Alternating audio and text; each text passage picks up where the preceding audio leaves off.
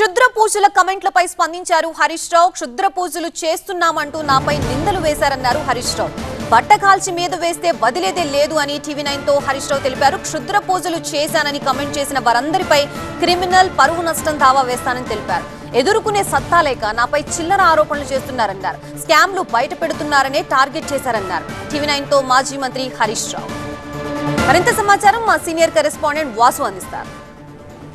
Sir, ఇప్పుడు చూసుకుంటే తెలంగాణ రాజకీయాల్లో మీ సెంట్రిక్గా మిమ్మల్ని టార్గెట్ చేస్తున్నారు, క్షుద్ర పూజలు చేస్తున్నారు హరీష్ రావు అని కొన్ని కామెంట్స్ ఇటు పీసీసీ చీఫ్ మహేష్ కుమార్తో పాటు ఆ పార్టీ నేతలు చేశారు. సో మీరు ఎక్కడ తమిళనాడు తిరుచుకెళ్ళి, అలాగే కర్ణాటక శివమొగ్గకి వెళ్ళి, తెలంగాణ రాష్ట్రానికి సంబంధించి వరదలు పూర్తిగా ఇటు వర్షాలు పూర్తిగా కరువులో ఉండాలని మీరు పూజలు చేశారని కామెంట్ చేస్తున్నారు. ఏం చెప్తారు? రాజకీయాల్లో కూడా విమర్శలకు ఒక అద్దు పద్దు ఉంటుంది. ఏది పడితే అది బట్టగాల్చి మీదేస్తామంటే నేను వదిలిపెట్టే ప్రశ్నే లేదు. Either you have to prove or you have to perish. నేను ఈ కేసులో ఈ విషయంలో ఎట్టి పరిస్థితుల్లో వాళ్ళని వదిలిపెట్టేది లేదు. గతంలో కొండా సురేఖ గారు కూడా అడ్డగోలుగా మాట్లాడితే ఇవాళ ఆవిడ నాంపల్లి కోర్టు చుట్టూ తిరుగుతూ ఉన్నారు.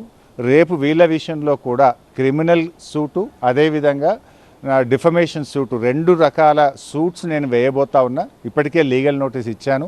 30 రోజుల గడువు ఉంది. 30 రోజులు ముగిసిన మరుసటి రోజు I'm going to file a defamation and criminal cases against them. వాళ్ళని వదిలిపెట్టాం. ఎందుకంటే ఒక హద్దు పద్దు ఉండాలి. విమర్శిస్తే దానికి ఆధారాలు ఉండాలి. ఏది పడితే అది నాలుగుందని నోటుకొచ్చినట్టు మాట్లాడితే వదిలిపెట్టే ప్రశ్నే లేదు.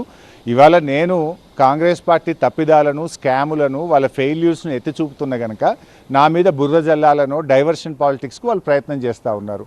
ఇలా మేము మైనింగ్ స్కామ్ బయటపెట్టాము, అదేవిధంగా నాదర్గుల్ భూముల స్కామ్ బయటపెట్టాము, గురుకుల టెండర్లలో జరిగిన అవినీతి గురించి మాట్లాడాము, దేవాదులలో 10 మోటార్లు ఉంటే ఇవాళ కూడా 4 మోటార్లు నడుస్తున్నాయి, ఇంకా 6 మోటార్లు నడవట్లేదు.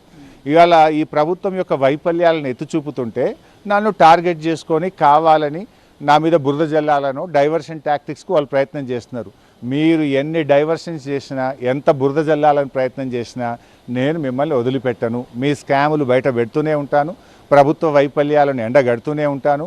6 గ్యారెంటీల అమలు కోసం, రాష్ట్ర ప్రజల యొక్క హక్కుల కోసం, రైతాంగం పక్షాన, విద్యార్థుల పక్షాన, మహిళల పక్షాన ఈ కాంగ్రెస్ పార్టీని ప్రశ్నిస్తూనే ఉంటారు. మీరు ఇప్పుడు పీసీసీ చీఫ్తో పాటు ఆ పార్టీ నేతలు ఎవరు మాట్లాడినా లీగల్ నోటీసులు పంపించారు. మీరు ఎన్ని లీగల్ నోటీసులు పంపిస్తున్నారు? మళ్ళీ వాళ్ళు మాట్లాడుతున్నారు అంటే ఏంటి? ఆధారాలు ఉన్నాయని కూడా మహేష్ కుమార్ గౌడ్ లాంటి వాళ్ళు మాట్లాడారు. ఉంటే వీడియోలు బయట పెట్టాలి కదా. ఇప్పుడు ఎవరైనా దేవుడి దగ్గరికి వెళ్తారు, దేవుడిని నమ్ముతాము, దండం పెడతాము. నేను I'm a believer of God. I go to temple. నా బర్త్డేకి వెళ్తాను, మ్యారేజ్ డేకి వెళ్తాను, లేదా ఇంకేదైనా ముఖ్యమైనటువంటి సందర్భాల్లో టెంపుల్కి వెళ్తుంటాం. దేవాలయంకి వెళ్ళడము, మొక్కడము వేరు, మీరు చేసే చిల్లర ఆరోపణలు వేరు. దేవాలయంకు వెళ్తూ ఉంటాం, మొక్కుతూ ఉంటాం. కానీ మీలాగా ఈ చిల్లర కార్యక్రమాలు చేయం. ఇవాళ దేవుని మీద ఒట్టుబెట్టి, కనబడ్డ దేవుడి మీద ఒట్టుబెట్టి రుణమాఫీ 15 ఆగస్టు కల్లా చేస్తా అని మాట తప్పిన తీరు మీ నాయకుడిది. దేవుడు కనబడితే దండం పెట్టే తీరు మాది.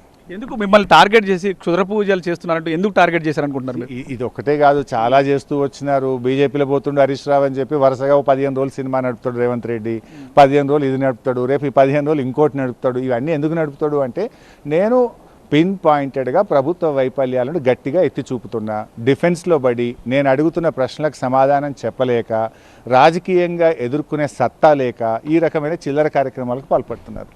ఇటు పూర్తి స్థాయిలో క్షుద్ర పూజలకు సంబంధించి కావాలనే కాంగ్రెస్ నేతలు ఈ విధంగా కామెంట్ చేస్తున్నారు. ఆధారాలు ఉంటే బయట పెట్టాలంటూ కూడా ఆయన చెప్తున్న సిచ్యువేషన్ కనిపిస్తుంది. కెమెరా పర్సన్ యూసఫ్తో వాసు, టీవీ9 హైదరాబాద్.